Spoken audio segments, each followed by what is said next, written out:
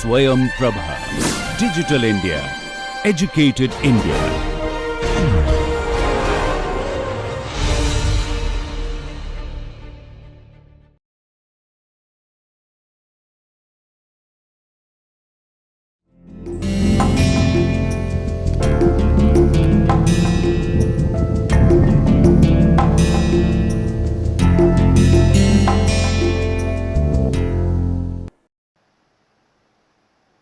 Hello and welcome to the course Introduction to the Psychology of Bilingualism and Multilingualism.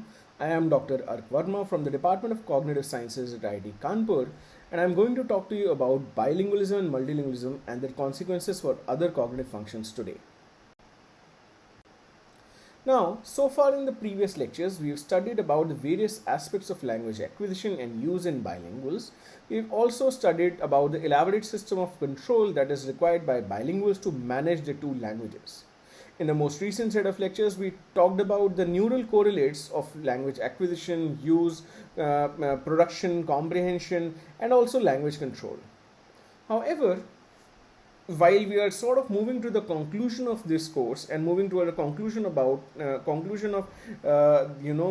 behavior of bilinguals and multilinguals, it is important for us in the spirit of Fodor's modularity argument, which we took up when we began the course, to sort of also examine whether bilingualism or multilingualism has any influences on other cognitive functions as well. In this next set of lectures, starting today, we will go through some of the cognitive functions that may actually get influenced because of an individual being bilingual or multilingual. Now, one of the pertinent questions within language research has been the relationship between language and thought. A bunch of researchers in the early 19th century have actually grappled with the issue and approached the question in ingenious ways. In fact, in one of the previous courses that I took on the Introduction to the Psychology of Language, I have also discussed this issue in great detail, and if you remember, we actually saw that although language and thought can actually exist independent of each other, and there is a sort of a double dissociation where there have been individuals who can actually speak, but they cannot, who can actually have completely fine language but not coherent thought patterns, and also individuals who have deficiency in language but completely fine thought patterns. Also, if you look at imagery, if you look at other sensory modalities, it is perfectly plausible for people to have perfectly fine thought patterns without the aid of language. We also saw the case of Brother John, a French monk, who was having epileptic seizures where he could not even talk to himself but could actually carry out operations that would come within the domain of thought. Similarly, we saw Williams syndrome patients who had fluent output of language but a very incoherent thought pattern and so on. So, while there is a lot of research on the fact that whether language and thought are related to each other or not, or how they are related, or let us say, as we say, that whether it is a chicken or an egg problem, the contemporary research actually suggests that language and thought are relatively independent from each other, although they might have some kind of influence on each other which cannot be denied. A bunch of researchers in the early 19th century, for example Edward Sapir and Benjamin Lee Worf, actually grappled with this idea and came up with what is called the Sapir-Whorf hypothesis, which proposed that the languages we speak actually also influences our ways of thinking. Interestingly, researchers actually now acknowledge that while there may be innumerable ways to perceive the world, the languages of the world do actually differ in the way they the languages map the concepts onto linguistic structures. Moreover, the theory also states that we may indeed perceive the world through the lenses of our respective languages, attending to and noticing the aspects of the world that are reflected and expressed clearly in our languages, and ignoring the aspects of the world that are not encoded as well in our languages. Indeed, research is replete with evidence that shows that languages do carve out the world differently. For instance, the English words ladder and staircase map onto the same single Russian word. Also, famously, it was pointed out by even Sapir and Forf that Inuit speakers may have different words for snow falling. For instance, they have a different word kanik for snow that is falling down, and aput for the snow that has touched the ground. Similar differences have also been found to occur between linguistic structures of other types of concepts as well. For example, the information encoded in a verb, in languages verb forms like gender, number, and tense information. A very interesting illustration of the kind has been offered by Boroditsky and colleagues, which was cited by de Groot, and which says, to say the elephant ate the peanuts in English, we must include the tense, the fact that the event happened in the past. In Mandarin, indicating when the event occurred would be optional and could not be included in the verb. In Russian, on the other hand, the verb would need to include not only tense information, but also whether the peanut eater was male or female, and whether the peanut eater finished all of the peanuts or just a portion of them. In Turkish, one would need to specify also that whether the event being reported was actually witnessed or was just hearsay. So, the fact that languages dissect the world differently is not really a contested point because there is so much evidence in favor of it. Neither is the fact that the speakers of different languages may attend to different aspects of the world, which is also again very prevalent in popular knowledge, and you keep hearing anecdotes around it and so on. But the point of contention with the linguistic determinism hypothesis is the proposal that language determines thought in such a way that only the concepts capable of being expressed in the vocabulary and the grammatical constructions can actually be grasped, and other concepts that are not very clearly imbibed or encoded in the language cannot be grasped by the speakers of this language.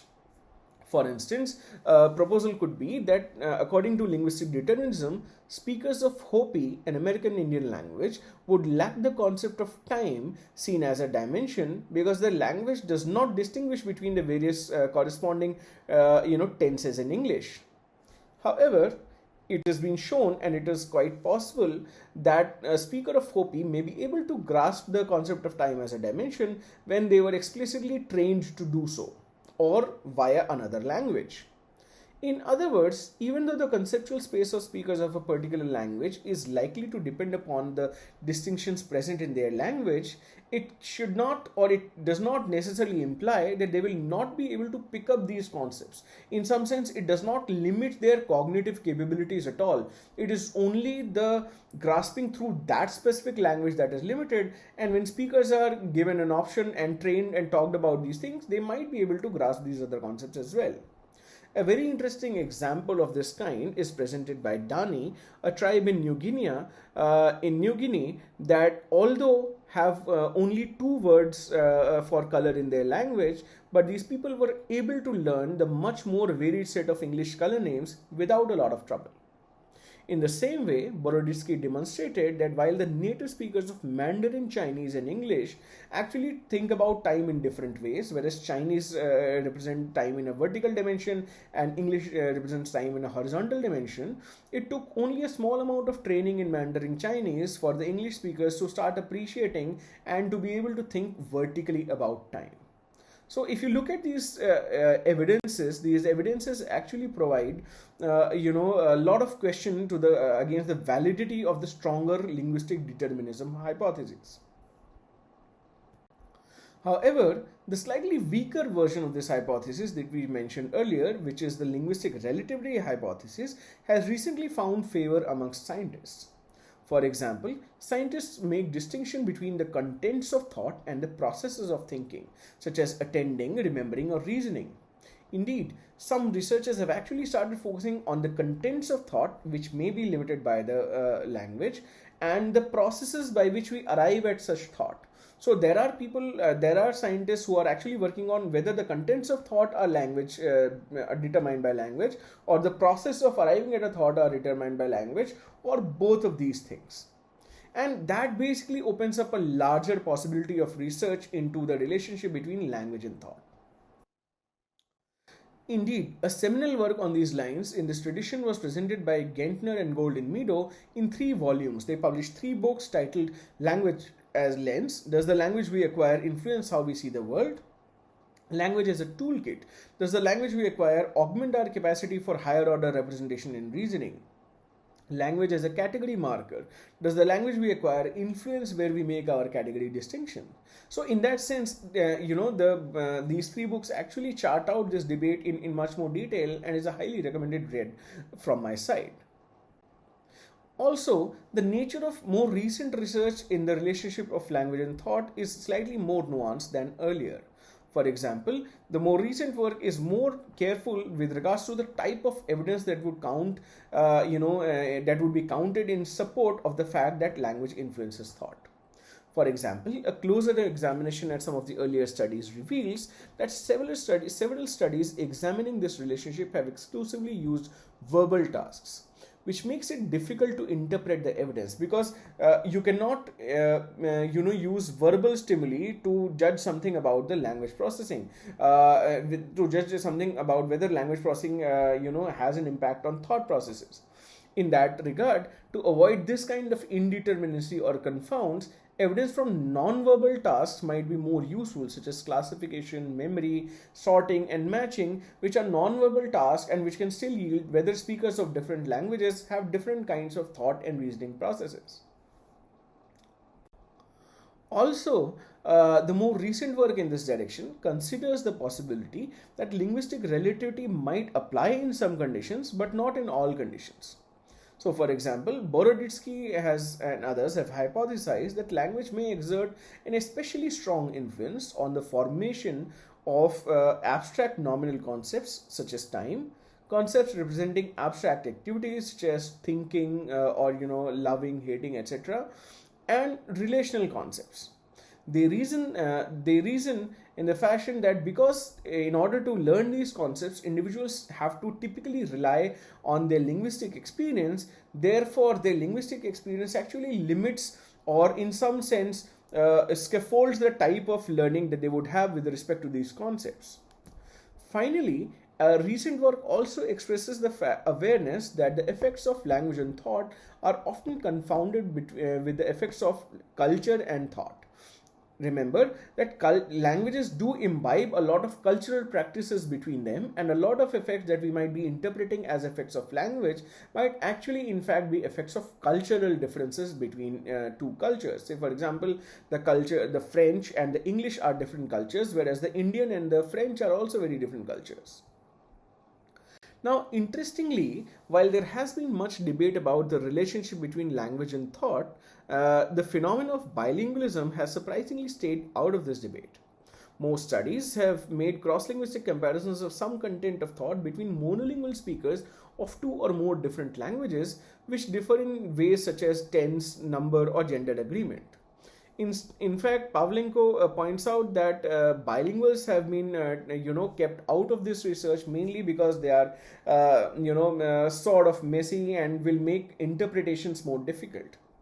On the other hand, Pavlenko actually opines that research on linguistic relativity should certainly include bilingualism as a case, because bilinguals may be the only individuals that have the first-hand experience of the effects of linguistic relativity because of their experience with the two separate linguistic systems within their own conceptual space. Also, Athanasopoulos favored the inclusion of bilingualism in studying the relationship between language and thought on the grounds that majority of the people in the world actually speak more than one language, and therefore it makes sense that a theory of relationship between language and thought would be incomplete if it does not take into account bilingualism and bilingual speakers. Now, an interesting aspect of bilingual studies of linguistic relativity has been the question of whether and to what extent bilinguals actually experience different conceptual worlds when communicating in their one or a different language. Now, this is something that I'm sure a lot of you could relate with. For example, for us Indians, when we are speaking in English, it is typically a very formal setting, a very inhibited, very sort of conscious kind of a setting.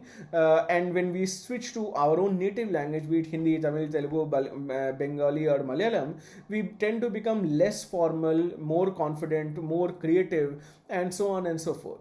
So, indeed, it seems that there is a difference between how bilinguals actually perform in their two languages, and how do they feel about the world in their two languages.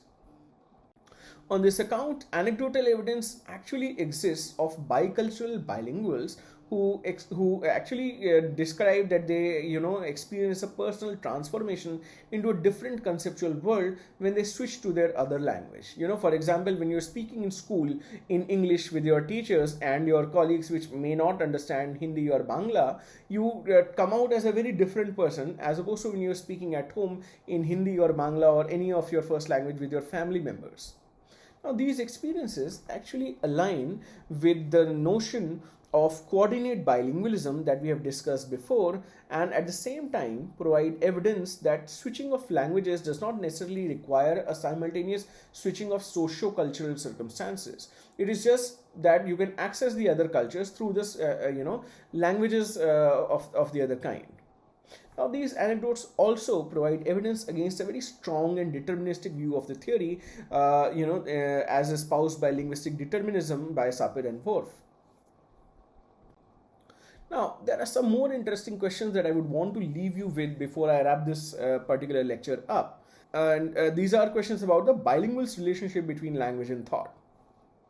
The questions could be, are there any binaries? I mean, are these stages between the L1 cultural or conceptual world and L2 conceptual world binary stages? So for example, when I'm speaking in English and when I'm speaking in Hindi, am I basically experiencing a binary split personality? Or there could be any intermediate stages during which a bilingual is gradually transforming from being a primary L1 cultural member to being one belonging to the L2 culture. For instance, is there an initial stage of L2 acquisition in which the new language is exploiting the conceptual world associated with the L1 and gradually transforming it in its own way? So this is again similar to subordinative bilingualism that we have talked about in the beginning lectures. Moreover, it can also be wondered whether a pattern of gradual conceptual shift can be detected en route to the state of the two conceptual worlds. So how do you start learning a second language? Is there an intermediate stage? And eventually when you are proficient in both languages, what kind of a world is that? So, can certain contexts be identified that ultimately lead to a blended conceptual world which is shared by the two languages, and basically is different from the conceptual worlds of the monolingual speakers of either language? Given that I am a bilingual and I am not a Hindi monolingual and I am not an English monolingual, are these three worlds actually different? Is my world a composite of some of the Hindi speakers' world and some of the English speakers' world? Or it is basically still a divided entity that has two subsets, English subset and a Hindi subset?